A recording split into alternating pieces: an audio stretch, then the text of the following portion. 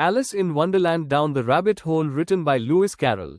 About the author Lewis Carroll, 1832-1898, जिनका असली नाम चार्ल्स लुटवीज डॉजसन था, एक अंग्रेज लेखक, कवि, गणितज्ञ, फोटोग्राफर और एंग्लिकन डीकन थे। वे शब्दों के खेल, तर्क और कल्पना के लिए प्रसिद्ध थे। उनकी प्रमुख रचनाएं एलिस's एडवेंचर्स इन वंडरलैंड 1865 और थ्रू द लुकिंग ग्लास 1871 हैं। उन्होंने कई पजल्स और गणितीय तर्क पर भी काम किया। 1982 में वेस्टमिंस्टर एबी में उनकी याद में स्मारक शिला स्थापित की गई। About the text, down the rabbit hole वाक्यांश एलिस's एडवेंचर्स इन वंडरलैंड से लिया गया है। इसमें एलिस एक बोलते हुए सफेद खरगोश का पीछा करते हुए गहरे बिल में गिर जाती है और एक अद्भुत, काल्पनिक दुनिया में पहुंच जाती है, जहां वास्तविकता के नियम लागू नहीं होते। आज यह वाक्यांश रूपक के तौर पर भी इस्तेमाल होता है, जब कोई व्यक्ति किसी जटिल या ध्यान भटकाने वाली चीज में उलझ जाता है। 21वीं सदी में यह मानसिक रूप से भटक जाने के अनुभव को भी। कहानी की शुरुआत एक छोटी बच्ची, एलिस, से होती है जो अपनी बहन के साथ नदी किनारे बैठी है। उसकी बहन किताब पढ़ रही है, लेकिन उस किताब में न तो चित्र है और न ही संवाद। एलिस को ये बहुत उबाऊ लगता है। तभी वो अचानक कुछ अजीब देखती है, एक सफेद खरगोश जो कोट पहने हुए है और हाथ में घड़ी लिए भाग रहा है।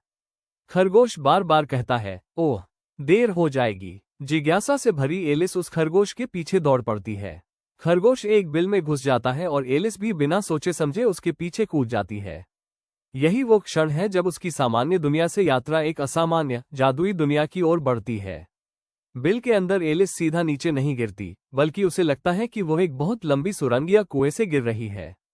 गिरते समय उसे चारों ओर अजीब चीजें दिखाई देती हैं, अलमारियां, नक्शे, किताबें और यहां तक कि मुरब्बे के जार। लेकिन डरने के बजाय वो कल्पना करती है कि शायद वो धरती के आर पार जाकर दूसरी ओर पहुंच जाएगी। लंबी गिरावट के बाद एलिस धीरे से पत्तों के ढेर पर आकर गिरती है। वहां से वो एक गलियारे में पहुंचती है जिसमें अलग अलग आकार के दरवाजे हैं। सभी दरवाजे बंद हैं। खोजते खोजते उसे एक मेज पर सोने की चाबी मिलती है। ये चाबी एक छोटे दरवाजे को खोल देती है। दरवाजे के पार एक सुंदर बगीचा दिखाई देता है जिसमें फूल और फव्वारे हैं। लेकिन समस्या यह है कि एलिस उस छोटे दरवाजे से अंदर नहीं जा पाती, क्योंकि उसका आकार बड़ा है। तभी उसकी नजर मेज पर रखी एक बोतल पर जाती है जिस पर लिखा होता है, ड्रिंक मी, मुझे पियो। वो जिज्ञासा से बोतल का रस पी लेती है और अचानक सिकुड़कर छोटी हो जाती है। अब उसका आकार इतना छोटा है कि वो दरवाजे से गुजर सकती है। लेकिन तभी उसे ध्यान आता है कि चाबी मेज पर ही छूट गई है और अब वो इतनी छोटी हो गई है कि उस तक पहुंचना असंभव है। इस तरह वो अजीब स्थिति में फंस जाती है।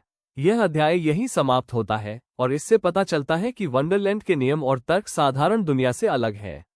एलिस की जिज्ञासा उसे नई नई चुनौतियों में डालती है। मुख्य बातें: जिज्ञासा, खरगोश का पीछा करना ही रोमांच की शुरुआत है।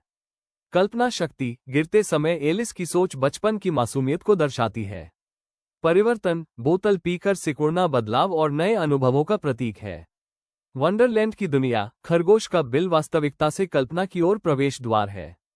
इस प्रकार पहला अध्याय हमें साधारण से असाधारण की ओर ले जाता है और रोमांचक यात्रा की नींव रखता है।